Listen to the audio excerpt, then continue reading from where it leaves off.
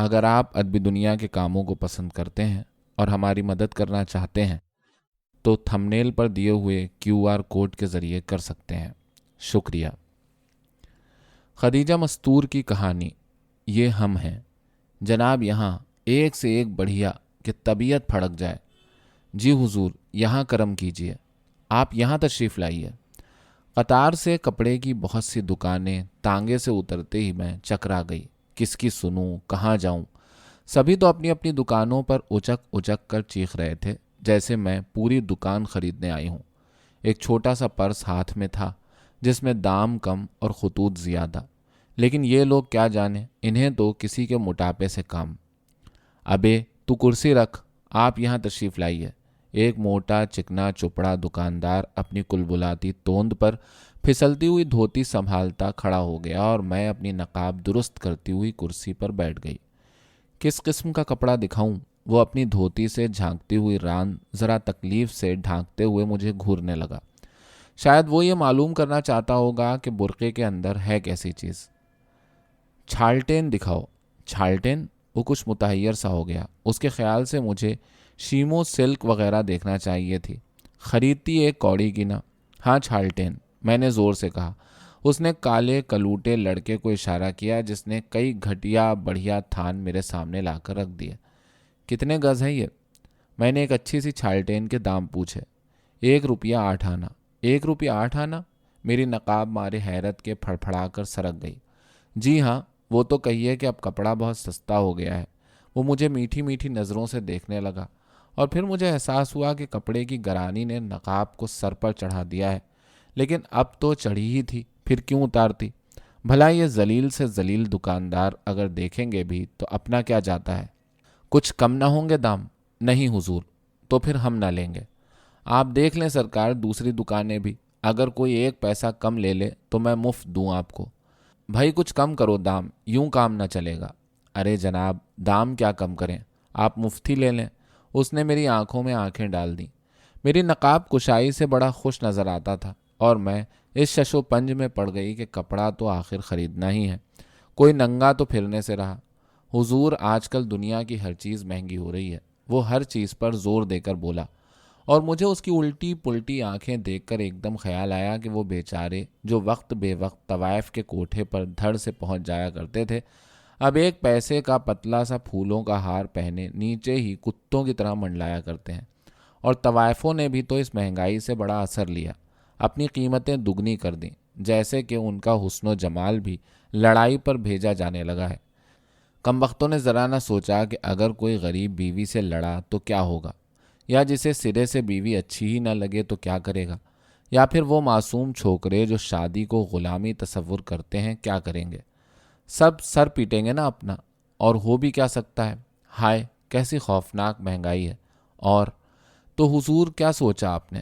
اوہ تو پھر پھاڑ دو 8 گز، میں نے گھبرا کر کہا، کیونکہ برقعے نے کئی آدمیوں کو اپنی طرف کھینچ لیا تھا اور ایک صاحب تو بالکل مجھ سے بھیڑ کر کھڑے ہونے کی کوشش فرما رہے تھے، لیکن اس طرح کے جیسے مجھ سے سروکار نہیں، اور ہوتا بھی کیسے؟ جناب وہ پہنے ہوئے تھے ٹخنوں سے اوپر پاجامہ اور سر پر منڈلا رہا تھا ترکی ٹوپی کا پھندنا۔ اماں ایک پاجامے کی چھالٹین لینا ہے۔ انہوں نے میری چھالٹین پر دانت لگائے اور ایک آنکھ ذرا ڈھیڑی کر کے مجھے دیکھا، جیسے وہ کہہ رہے ہوں کہ دیکھو میری، میں نے بھی وہی کپڑا لیا جو تم نے لیا ہے، اب چاہیں 2 دن گھر میں کھانا نہ پکے۔ لیجئے۔ دکاندار نے کپڑے کا پلندہ میری طرف بڑھا دیا اور میں نے دام ادا کر کے کپڑا اپنے چھوٹے بھائی کو پکڑا دیا اور تیزی سے آگے بڑھ گئی۔ آپا جان، آپ نقاب کیوں نہیں ڈالتی؟ 6 برس کی ننھی سی جان نے مجھے آنکھیں دکھائیں۔ چپ گدھے، مجھے تاؤ آ گیا اور وہ سہم کر سیدھا ہو گیا۔ یہ ہیں مسلمان عورتیں، ایسی عورتوں نے گھروں میں بیٹھنے والیوں کو خراب کر رکھا ہے۔ ذرا دیکھو میاں، برقع تو اوڑے ہیں لیکن نقاب الٹ کر نامحرم مردوں کو دعوت نظارہ دی جا رہی ہے۔ لا حول ولا۔ میں نے مڑ کر دیکھا تو ہمارے وہی ترکی ٹوپی والے تھے جو چند منٹ پہلے مجھ سے بھیڑ کر کھڑے ہونے کی کوشش کر رہے تھے، اور اسی علت میں ایک پاجامے کا کپڑا بھی خرید ڈالا تھا۔ اب میرے خلاف زہر اگل رہے تھے، اور اس زہر اگلنے کی مشقت میں ان کی ٹوپی کا پھندنا بری طرح رقص کر رہا تھا۔ میری نقاب کانپی اور منہ پھر چھپ گیا۔ اب آپ نے ڈالی نا نقاب؟ چھوٹے بھائی نے اپنی فتح محسوس کرتے ہوئے کہا، اور میں نے جل کر نقاب الٹ دی۔ ہم اپنی صورت ضرور دکھائیں گے تاکہ یہ کمبخت عادی ہو جائیں۔ جہاں کسی عورت کو سڑک پر دیکھا اور دم نکلنے لگا، پر یہ شرعی پاجاموں والے، ہائے، یہ تو چاہتے ہیں کہ جس طرح گھر کے ایک کونے میں بنے ہوئے بیت الخلاء میں انسان اپنی ضرورت سے جاتا ہے، بس اسی طرح عورت کو گھر میں بند کر دیا جائے اور دھت تیری کی، اپنی ضرورت پوری کی اور قصہ پاک۔ میرا دماغ غصے سے جھننا گیا۔ میں نے سوچ لیا کہ اب تو پیدل ہی جا کر بھابھی کے بچے کے لیے بسکٹ خریدوں گی، دیکھنا ہے کوئی میرا کیا کر لیتا ہے۔ دل چاہتا ہے تصویر کھینچ لوں۔ ایک صاحب میرے پاس سے کہتے ہوئے گزر گئے، اف، کیا چپکے سے اپنی تمنا کا اظہار کیا ہے کہ کوئی سن نہ سکے۔ سفید پتلون، سفید قمیص، نیلی ٹائی، اگر کوئی یہ کہتے سن لیتا تو کیا ہوتا؟ یہی نہ کہ بدماش ہے سالہ، راستہ چلتی عورت کو چھیڑتا ہے، حالانکہ ایسا کہنے والے خود کب چوکتے ہیں موقع پر۔ میں انہیں حسرت سے جاتا ہوا دیکھنے لگی۔ ہائے، چلے جا رہے ہیں بیچارے، بھلا کیا ملا ہوگا تصویر کھینچنے کی تمنا کر کے؟ مجھے بے ساختہ ہنسی آ گئی ہے۔ اب آپ کہاں چل رہی ہیں؟ بھائی نے پوچھا۔ بسکٹ خریدوں گی۔ بسکٹ؟ میں بھی کھاؤں گا، دیکھا جائے گا، اگر تیز چلے تو کھلا دوں گی۔ ہاں، وہ بسکٹ کھانے کی لالچ میں ہانپ ہانپ کر تیز چلنے لگا۔ تیری ان آنکھوں نے کیا بیمار ہے۔ ایک صاحب جو انتہائی ٹھاٹ دار شیروانی میں ملبوس، نظریں جھکائے بڑی شرافت سے مجھ سے کچھ دور چل رہے تھے، قریب ہو کر گنگنائے اور میری نظریں ان کی طرف اٹھ گئیں۔ وہ ابھی تو اچھے بھلے میرے ساتھ چل رہے تھے اور اب ذرا ہی دیر میں میری آنکھوں نے بیمار کر دیا۔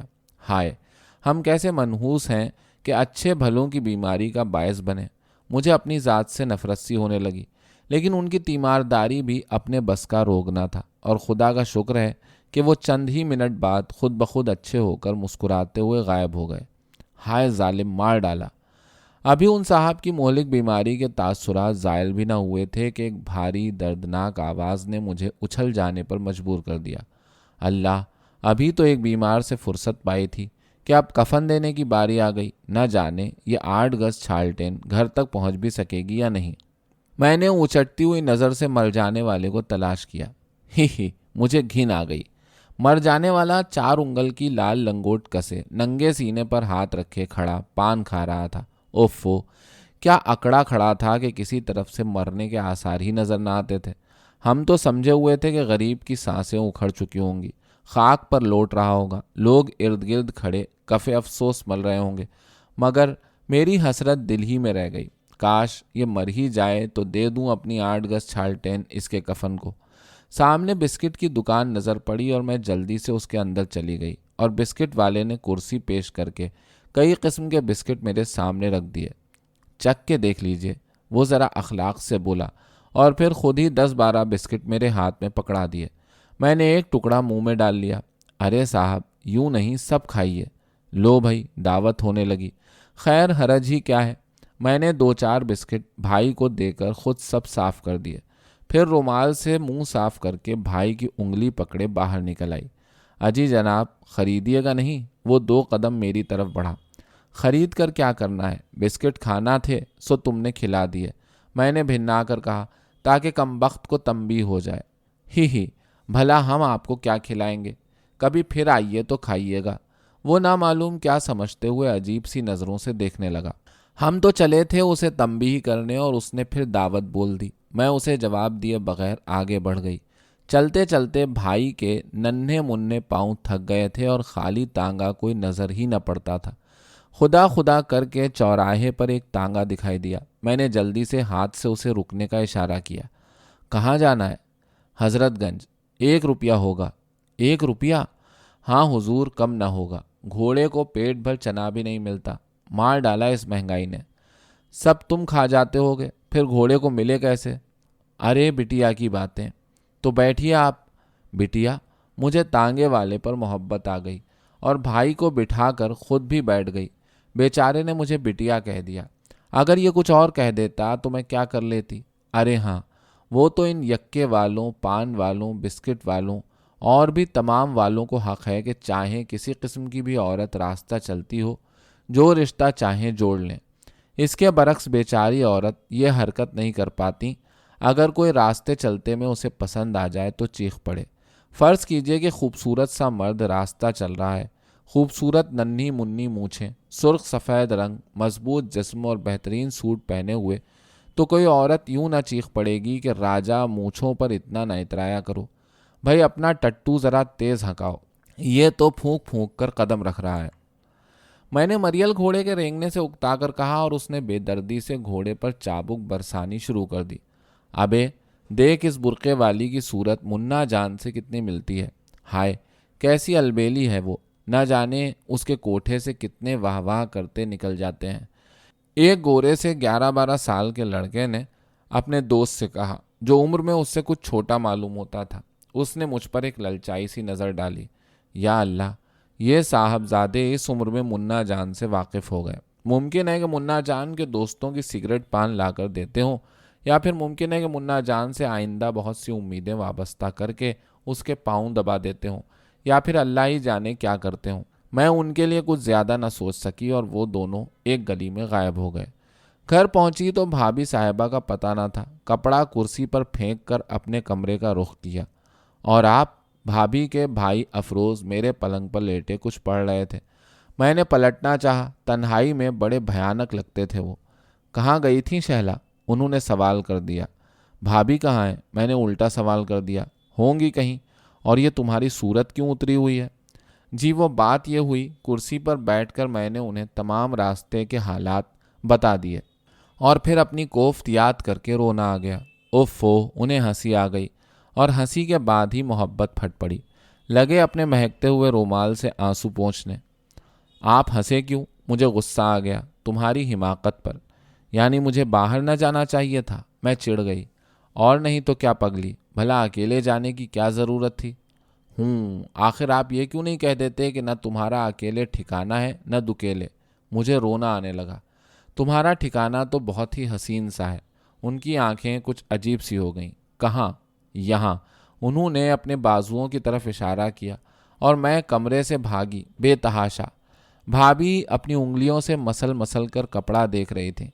कैसा है ये कपड़ा? बहुत अच्छा। अगर इसे किसी के कफन को दे दूं तो कैसा रहे? क्या बक रही हो? भाभी की आंखें कुछ फट सी गईं और मैं हंसती हुई दूसरे कमरे में भागी। उस दिन मैंने तहैया कर लिया कि एक बार नहीं 1000 बार जाऊंगी बाजार, चाहे मुझे 1-2 के नहीं 10-20 के कफन सड़क पर सीना पड़ जाएं।